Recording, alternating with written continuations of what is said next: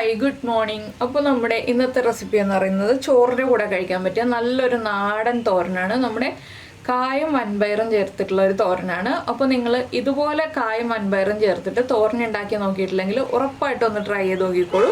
നല്ല ടേസ്റ്റാണ്. ചോറിൻ്റെ കൂടെയും അതുപോലെ മഴയത്ത് കഞ്ഞിയുടെ കൂടെയൊക്കെ രാത്രി കഴിക്കാനായിട്ട് അടിപൊളിയാണ്. നല്ല ചൂട് പൊടിയരിക്കഞ്ഞിയും ഈ ഒരു തോരനൊക്കെ ഉണ്ടെങ്കിൽ ഒരു പപ്പടവും കൂടി ഉണ്ടെങ്കിൽ സുഖമായിട്ട് നമുക്ക് കഞ്ഞി കുടിക്കാം. ചോറിൻ്റെ കൂടെയാണെങ്കിലും ഒരു മോരുകറിയും ഈ ഒരു തോരനൊക്കെ ഉണ്ടെങ്കിൽ സുഖമായിട്ട് ഊണും കഴിക്കാം കേട്ടോ. അപ്പോൾ എന്തായാലും എല്ലാവരും ട്രൈ ചെയ്ത് നോക്കുമെന്ന് വിചാരിക്കുന്നു. നമുക്ക് എങ്ങനെയാണ് നമ്മുടെ തോരൻ തയ്യാറാക്കുന്നത് നോക്കാം. നമുക്ക് നമ്മുടെ ഇൻഗ്രീഡിയൻസ് നോക്കാം. ഞാനിപ്പോൾ ഒരു കപ്പ് വൻപയർ വെള്ളത്തിൽ സോക്ക് ചെയ്ത് ഒരു 8 മണിക്കൂർ ഓവർനൈറ്റ് സോക്ക് ചെയ്ത് എടുത്തിട്ടുണ്ട്. നിങ്ങൾക്ക് 8 മണിക്കൂർ സോക്ക് ചെയ്യണമെന്നുണ്ടെങ്കിൽ കുക്കറിൽ വേവിക്കാം. ഞാനിപ്പോൾ എല്ലാ കാര്യങ്ങളും ഒരുമിച്ച് വേവിക്കാൻ വേണ്ടിയിട്ട് 8 മണിക്കൂർ സോക്ക് ചെയ്തെടുത്താണ്. അതുപോലെ നമ്മളൊരു 2 കായ എടുത്തിട്ടുണ്ട്, ഇതുപോലെയുള്ള പടച്ചിക്കായ എന്ന് പറയുന്ന കായ എടുത്തിട്ടുണ്ട്. പിന്നെ 1/2 കപ്പ് തേങ്ങ ചിരവിയതെടുത്തിട്ടുണ്ട്. 4 പച്ചമുളകും 3 ഉള്ളി എടുത്തിട്ടുണ്ട്. ഇത് അരപ്പിന് വേണ്ടിയിട്ടുള്ളതാണ്. അപ്പോൾ നമുക്ക് ആദ്യം ഈ കായ ഒന്ന് കട്ട് ചെയ്തെടുക്കാം. കായ കട്ട് ചെയ്യാൻ അറിയാത്ത കുട്ടികൾക്ക് വേണ്ടിയിട്ടാണ് നമ്മൾ ഈ ഒരു കായ കട്ട് ചെയ്യുന്നത് കാണിക്കുന്നത്. കായ കട്ട് ചെയ്ത് നമ്മൾ വെള്ളത്തിലേക്ക് ഇടണം. കുറച്ച് വെള്ളം ഒരു പാത്രത്തിലെടുത്ത് വയ്ക്കുക. ആദ്യം കായയുടെ ഈ ഒരു ടോപ്പ് പോർഷൻ ഒന്ന് കട്ട് ചെയ്ത് മാറ്റുക. അതിനുശേഷം തിക്നെസ് ഉള്ള പോർഷൻ ഉണ്ട്, കുറച്ച് കട്ടിയായിട്ടുള്ള ഭാഗമുണ്ട്, ഇതൊന്ന് കട്ട് ചെയ്ത് മാറ്റുക. ഇങ്ങനെ വരുന്ന ഭാഗങ്ങൾ മുഴുവൻ കട്ട് ചെയ്ത് മാറ്റുക.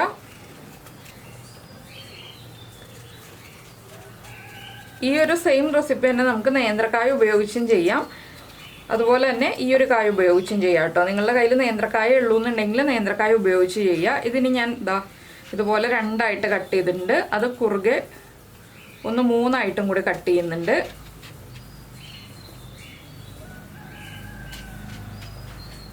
ഇതിന് ചെറിയൊരു കനത്തിൽ കട്ട് ചെയ്തിട്ട് നമ്മൾ വെള്ളത്തിലേക്ക് ഇട്ട് കൊടുക്കുകയാണ്. ചെറിയൊരു കനത്തിലാണ് കട്ട് ചെയ്യുന്നത്. ഒരുപാട് തിക്കായിട്ടല്ല, ഒരുപാട് തിന്നായിട്ടുമല്ല. കായിന് വേവ് കുറവും പയറിന് വേവ് കൂടുതലാണ്. അതുകൊണ്ട് നമ്മൾ കായ ഒരുപാട് തിന്നായിട്ട് കട്ട് ചെയ്തിട്ടുണ്ടെങ്കിൽ വേഗം തന്നെ കായ് കുഴഞ്ഞു പോകും. അപ്പോൾ നിങ്ങൾ പയർ വെള്ളത്തിലിട്ടിട്ടില്ല എന്നുണ്ടെങ്കിൽ പയറൊന്ന് കുക്കറിൽ 2ഓ 3ഓ വിസിൽ വരുന്നത് വരെ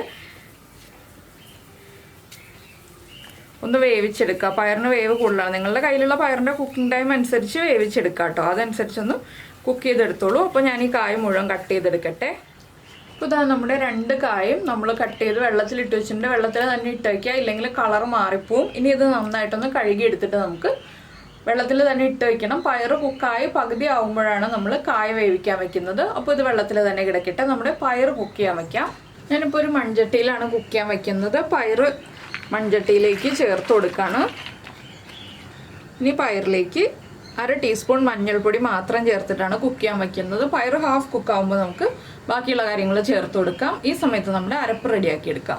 ഇപ്പോൾ മിക്സിയുടെ ജാറിലേക്ക് ഞാൻ എടുത്തു വെച്ചിരിക്കുന്ന പച്ചമുളക് 4 എണ്ണം ചേർക്കുന്നുണ്ട്. നിങ്ങളുടെ എരിവനുസരിച്ച് നിങ്ങൾക്ക് പച്ചമുളക് ചേർക്കാം. 4 ഉള്ളിയും ചേർക്കുന്നുണ്ട്.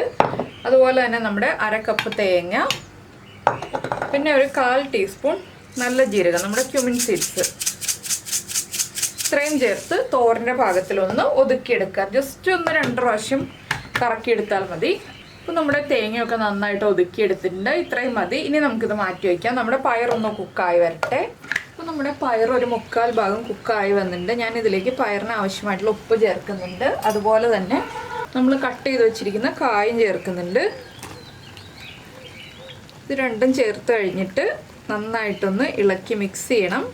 ഇനി നന്നായിട്ടൊന്ന് ഇളക്കി മിക്സ് ചെയ്തിട്ട് വീണ്ടും ഒരു 5 മിനിറ്റും കൂടി കുക്ക് ചെയ്തെടുക്കുക. അപ്പോൾ കായും നന്നായിട്ട് കുക്കായി കിട്ടും, പയറിലേക്ക് ഉപ്പും നന്നായിട്ട് പിടിച്ചു കിട്ടും. വെള്ളം കുറവാണെങ്കിൽ വെള്ളം ചേർത്ത് കൊടുക്കുക. അതിനുശേഷം നമുക്ക് അരപ്പൊക്കെ ചേർത്ത് കൊടുക്കാം. അപ്പോൾ ഇതൊന്നുകൂടി ഒന്ന് കുക്കായി വരട്ടെ, ഒരു 5 മിനിറ്റ് കുക്കായി വരട്ടെ.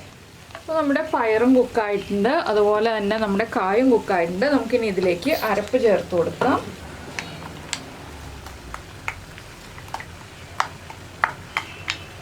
അരപ്പ് ചേർത്തിട്ട് 1 മിനിറ്റും കൂടി ഒന്ന് ഇളക്കി മിക്സ് ചെയ്ത് ഒരുമിച്ചാക്കി വെച്ചിട്ട് വേവിച്ചെടുക്കണം. അരപ്പിൻ്റെ ആ ഒരു റോ ടേസ്റ്റൊക്കെ മാറി വരാനാണ് നമ്മൾ 1 മിനിറ്റും കൂടി ഒന്ന് ഇളക്കി മിക്സ് ചെയ്ത് വേവിച്ചെടുക്കണം എന്ന് പറയുന്നത്. ഇതിലേക്ക് 2 രീതിയിൽ നമുക്ക് വറവ് ചേർക്കാതെയും വറവ് ചേർത്തും നമുക്ക് ഈ ഒരു തോരൻ റെഡിയാക്കാം കേട്ടോ. ഞാനിപ്പോൾ വറവ് ചേർത്താണ് തോരൻ റെഡിയാക്കുന്നത്. നിങ്ങൾക്ക് വറവ് ചേർക്കാതെ വേണമെന്നുണ്ടെങ്കിൽ ഇപ്പോൾ ഇതെല്ലാം ചേർത്ത് ഇളക്കി മിക്സ് ചെയ്ത് 1 മിനിറ്റ് ഇതുപോലെ വെച്ചതിന് ശേഷം പച്ച വെളിച്ചെണ്ണയും കറിവേപ്പിലയും ചേർത്തിട്ട് തോരൻ എടുക്കാം. അല്ലാന്നുണ്ടെങ്കിൽ വറവ് ചേർത്തിട്ട് ഞാനിപ്പോൾ ചെയ്യുന്ന രീതിയിൽ വറവ് ചേർത്തിട്ട് നിങ്ങൾക്ക് തോരൻ റെഡിയാക്കി എടുക്കാം. ഇതിപ്പോൾ ലോ ഫ്ലെയിമിലാണ് ഞാൻ വെച്ചിട്ടുള്ളത്. അരപ്പ് ചേർത്തിട്ട് ലോ ഫ്ലെയിമിൽ 1 മിനിറ്റ് ഒന്ന് ഇതുപോലെ വെച്ചതിന് ശേഷം നന്നായിട്ട് ഇളക്കി മിക്സ് ചെയ്ത് 1 മിനിറ്റും കൂടെ വയ്ക്കുക. അതിനുശേഷം വറവ് ചേർത്തെടുക്കാം. ഇല്ലെങ്കിൽ ഒരു തണ്ട് കറിവേപ്പില നമ്മുടെ കയ്യിലൊന്ന് എടുത്ത് നന്നായിട്ടൊന്ന് തിരുമ്മി ഇട്ടിട്ട് കുറച്ച് വെളിച്ചെണ്ണ നമ്മൾ ഒന്ന് ചുറ്റിച്ചൊഴിച്ചു കൊടുക്കുക. നമ്മുടെ അവിയലിലൊക്കെ ചെയ്യുന്ന രീതിയിൽ അങ്ങനെ വേണമെങ്കിലും ചെയ്യാം, വറവ് ചേർക്കണ്ട എന്നുണ്ടെങ്കിൽ. അപ്പോൾ 1 മിനിറ്റ് ഒന്ന് ഇതുപോലെ ഇരിക്കട്ടെ. അതിനുശേഷം നമുക്ക് വറവ് ചേർത്ത് റെഡിയാക്കി എടുക്കാം. ഇപ്പോൾ നമ്മൾ അരപ്പ് ചേർത്തിട്ട് 1 മിനിറ്റ് ആയി. ഇനി ഒന്ന് ഇളക്കി മിക്സ് ചെയ്ത് എല്ലാം യോജിപ്പിച്ചെടുക്കാം. നന്നായിട്ട് അരപ്പൊക്കെ ചേർത്ത് കഴിഞ്ഞിട്ട് ആവി വരുന്നുണ്ട്.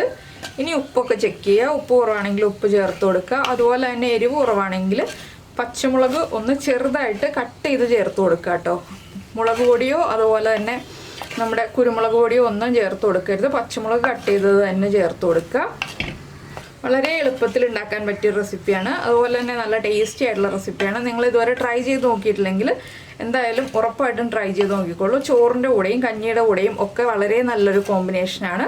അപ്പോൾ എല്ലാവർക്കും ഈ ഒരു റെസിപ്പി ഇഷ്ടമായിട്ടുണ്ടാവുമെന്ന് വിചാരിക്കുന്നു. ഇഷ്ടമായിട്ടുണ്ടെങ്കിൽ ഒന്ന് ലൈക്ക് ചെയ്യാനും ഷെയർ ചെയ്യാനും ഒന്നും മറന്നു പോകരുത്.